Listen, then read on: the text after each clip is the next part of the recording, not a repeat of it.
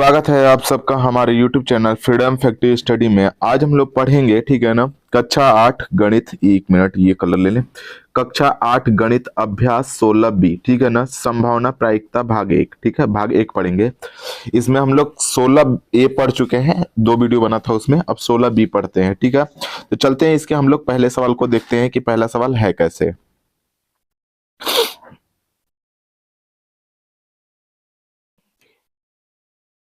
पहला सवाल पढ़ने से पहले हम लोग ये पढ़ते हैं कि दो, जैसे कि 2 या 3 सिक्कों को एक साथ फेंकने का प्रयोग, मतलब कि कैसे इसको हम लोग फेंकते हैं तो क्या क्या आ सकता है, ठीक ना। मतलब 1 और 2 सिक्कों को फेंकते हैं तो उसके क्या क्या मतलब संभावनाएं हो सकती हैं, किस तरीके से कितना हो सकता है, क्योंकि ये चैप्टर का नाम ही है संभावना या प्रायिकता। तो हम लोग इसको फेंक के देखते हैं कि क्या क्या मतलब संभावनाएं बन सकती हैं। मतलब अगर 2 सिक्कों को एक साथ फेंकते हैं तो, या फिर 3 सिक्कों को एक साथ फेंकते हैं तो, समझिएगा बात को। मैं कल सिक्कों वाले चैप्टर में 2 सिक्के आप लोग को दिखाए थे, ठीक है ना। 2 सिक्का मैं आप लोगों को दिखाया था, बात समझिएगा। 2 सिक्का मैं आप लोगों को दिखाया था, एक जैसे कि ये सिक्का हो गया, ठीक है, एक सिक्का ये हो गया, ठीक है ना, ये सिक्का हो गया। मान लीजिए कि ये हो जाएगा हमारा हेड, ठीक है, बात समझिएगा। यहाँ पे लिख देंगे हम लोग, ये हो जाएगा मान लीजिए हेड, ठीक है, ये हो जाएगा हमारा मान लीजिए हेड, और ये हो जाएगा हमारा टेल। तो अगर मान लीजिए दोनों सिक्कों को एक साथ उछालते हैं, अगर एक साथ उछालेंगे, 2 सिक्के के लिए बता रहा हूं, फिर 3 सिक्कों का बताएंगे। अगर 2 सिक्कों को हम लोग एक साथ उछालते हैं तो क्या क्या हो सकता है। अगर मान लीजिए दोनों को एक साथ उछालेंगे तो हो सकता है कि दोनों में क्या क्या आ जाए, हेड हेड ही आ जाए। दोनों में ऐसा भी तो हो सकता है, एक पॉसिबिलिटी ये बनेगी कि हेड हेड आ जाएगा। एक बार ऐसा भी हो जाएगा कि एक में हेड आएगा, एक में टेल आ जाएगा। ऐसा भी हो सकता है कि एक में हेड आए, एक में टेल आए। एक बार ऐसा भी हो सकता है कि एक में टेल आएगा, एक में हेड आ जाएगा। ऐसा भी हो सकता है। एक में ऐसा भी हो सकता है कि टेल और टेल दोनों में आ सकता है, टेल टेल आएगा, ठीक है ना। तो इस तरीके से हेड का मतलब होता है शीर्ष और टेल का मतलब होता है पुच्छ। इसको हिंदी में बोलते हैं, ठीक ना, तो इसको ध्यान रखिएंगे। इसको बोलते हैं हम लोग शीर्ष, ठीक है, इसको बोलते हैं हम लोग शीर्ष। यहाँ पे हो जाएगा हमारा शीर्ष, शीर्ष, और ये होता है हमारा पुच्छ, ठीक है ना, तो पुच्छ, ठीक है, पुच्छ। तो इस तरीके से इसको हम समझा दिए। मतलब 4 पॉसिबिलिटी हो सकती है। अगर कोई 2 सिक्का को एक साथ उछालेंगे तो 4 पॉसिबिलिटी होगी। एक, या तो हेड हेड आएगा, या तो फिर टेल टेल आएगा, या फिर हेड टेल आएगा, या फिर टेल हेड आएगा। यही हो सकता है, ये 4 पॉसिबिलिटी होगी, ठीक है ना, यही हो सकता है ना, यही 4 पॉसिबिलिटी होगा। अगर हम लोग 3 सिक्कों को एक साथ उछालते हैं, मान लीजिए इसको हम थोड़ा सा और ऊपर करते हैं। अगर 3 सिक्का को यहीं पे भी 3 सिक्कों को ले लेते हैं, या फिर 3 सिक्कों को इसको रफ करके 3 सिक्के का बताते हैं, ठीक है ना। 2 सिक्के का हो गया, अब 3 सिक्के का देख लीजिएगा। अगर 3 सिक्के उछालते हैं तो क्या क्या पॉसिबिलिटी हो सकती है, संभावनाएं क्या क्या बन सकती हैं 3 सिक्कों के लिए, ठीक है। थोड़ा सा अच्छे से समझाता हूँ, ठीक है, बाद में देखिएगा। यहाँ पे देखिए, ये 3 सिक्के को हम लोग ले लिए, ये 3 सिक्कों को हम लोग ले लिए, 1 2, और यहाँ पे हो जाएगा 3 सिक्कों को ले लिए, ठीक है ना। ऐसी पॉसिबिलिटी 3 सिक्के की हम। अब देखिए 3 सिक्के से पॉसिबिलिटी कितनी बन सकती है, तो हमारी बन सकती है लगभग लगभग 8 पॉसिबिलिटी बनेगी। तो 8 सिक्कों को ले सकते हैं हम लोग, 8 सिक्के, मतलब एक हो गया ये, एक हो जाएगा 2, एक बार हो जाएगा हमारा 3, एक बार हो जाएगा हमारा 4, ठीक है ना, और एक बार हो जाएगा हमारा 5, ठीक है।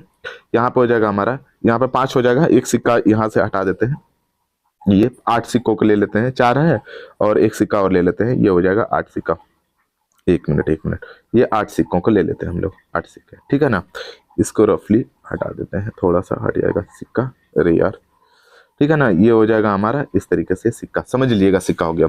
तो एक बार पॉसिबिलिटी क्या बन सकता है, एक बार हो सकता है हेड हेड हेड ही आ जाए तीनों में। एक बार पॉसिबिलिटी बन सकता है कि 2 हेड आ सकता है, एक टेल आएगा, ये हो सकता है।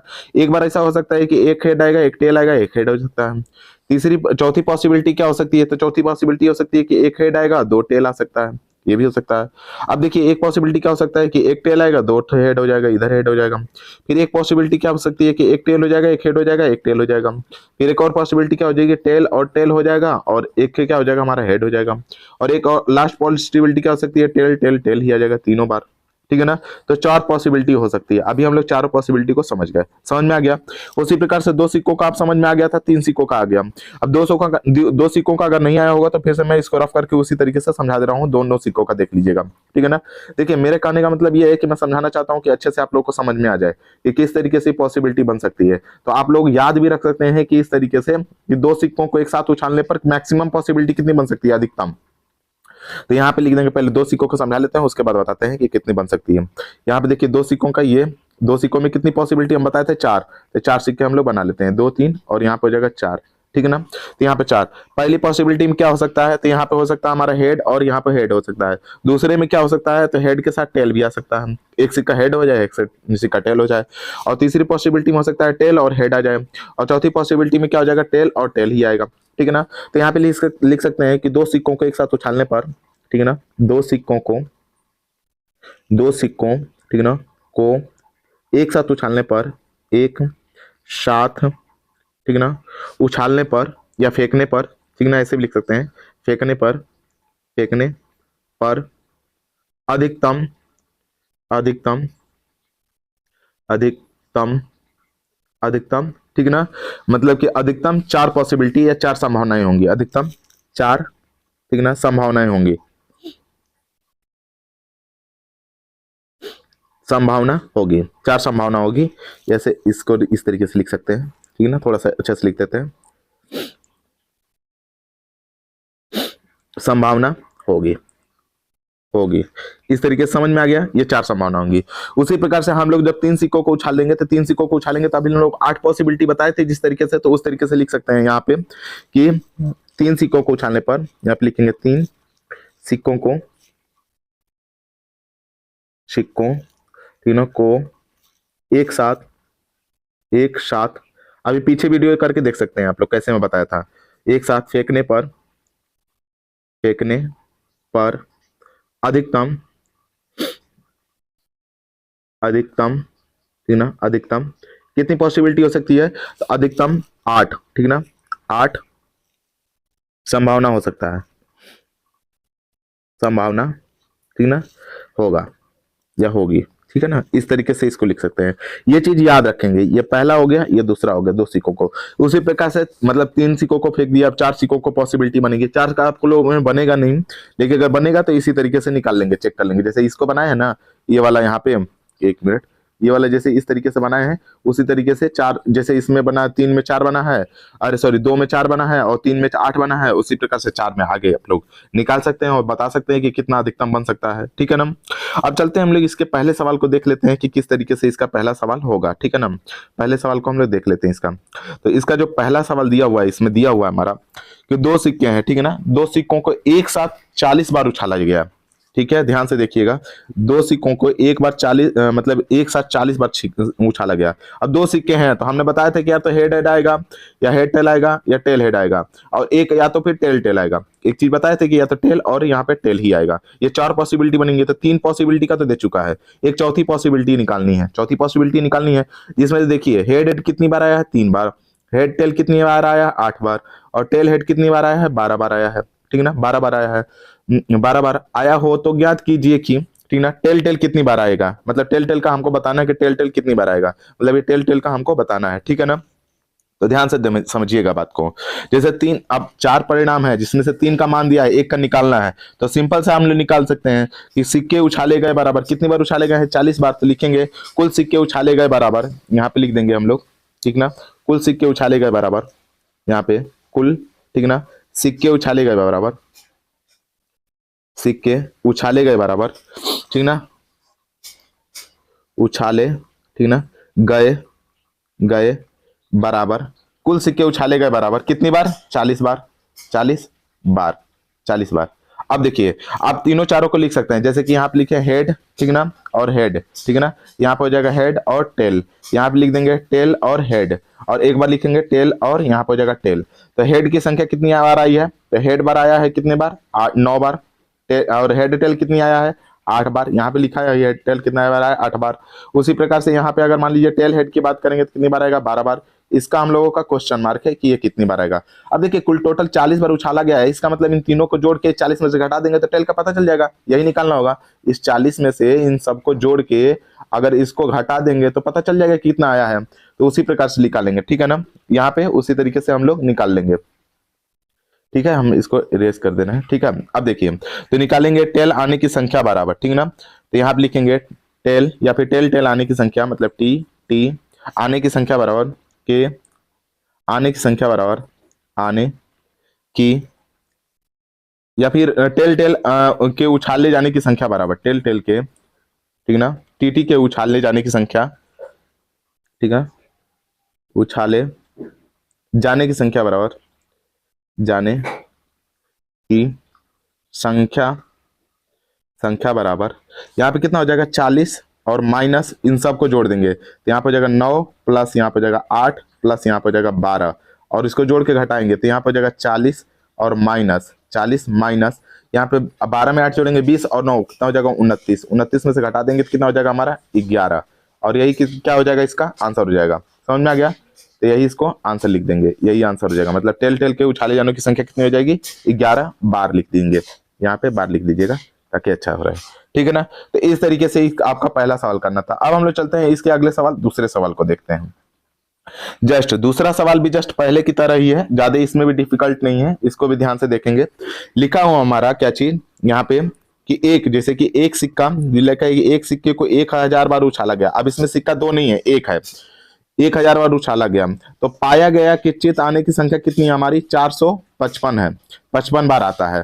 तो ज्ञात कीजिए कि पट आने की प्रतिशतता कितनी होगी। अच्छा देखिए प्रतिशतता बताने की कितनी होगी, तो पहले संख्या निकाल लेंगे उसके बाद प्रतिशतता ऑटोमेटिकली निकल जाएगा। अब देखिए कि सिक्का कितना है हमारा एक, सिक्का इसमें एक है तो जब एक सिक्का रहेगा यहाँ पे देख लेंगे, जब एक सिक्का रहेगा मान लीजिए ये एक सिक्का है तो एक सिक्का में पॉसिबिलिटी कितनी बार कितनी संभावनाएं बन सकती हैं, तो एक सिक्का में दो संभावनाएं बनती हैं। जैसे एक सिक्का में दो संभावनाएं कैसे बनेंगी, या तो हेड ही आएगा या तो टेल आएगा, यही आएगा ना। एक सिक्का रहेगा तो दो सिक्का रहेगा तब तो हेड हेड और टेल टेल देखेंगे। तो एक सिक्का में या तो हेड आएगा, उछालेंगे तो या तो हेड आएगा या तो टेल आएगा, यही दो संभावनाएं बन सकती हैं।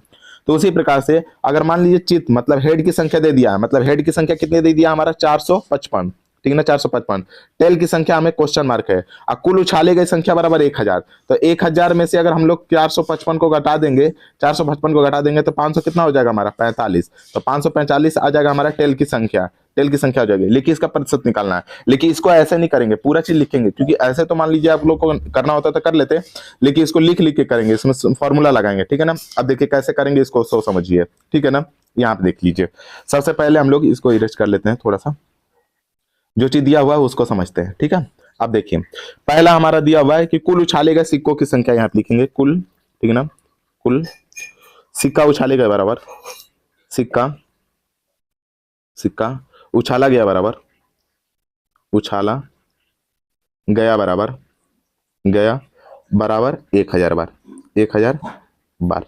ठीक है ना? 1000 बार। थोड़ा सा लिखने में दिक्कत हो रहा है, मेरे हाथ में चोट लग गया है, एक उंगली फ्रैक्चर है, इसकी वजह से दिक्कत हो रहा है लिखने में। ठीक है ना? ये आप देख लीजिए। तो सिक्के कुल मतलब सिक्के उछाले का बराबर 1000 बार। ठीक है ना? अब लिखेंगे कि चित आने की संख्या, सिक्के के चित आने की संख्या बराबर, यहाँ पे लिखेंगे सिक्के के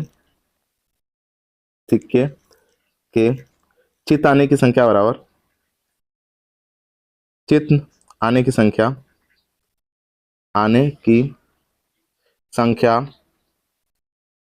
संख्या बराबर चित आने की संख्या कितनी है हमारी 455 बार। ठीक है ना? 455 बार।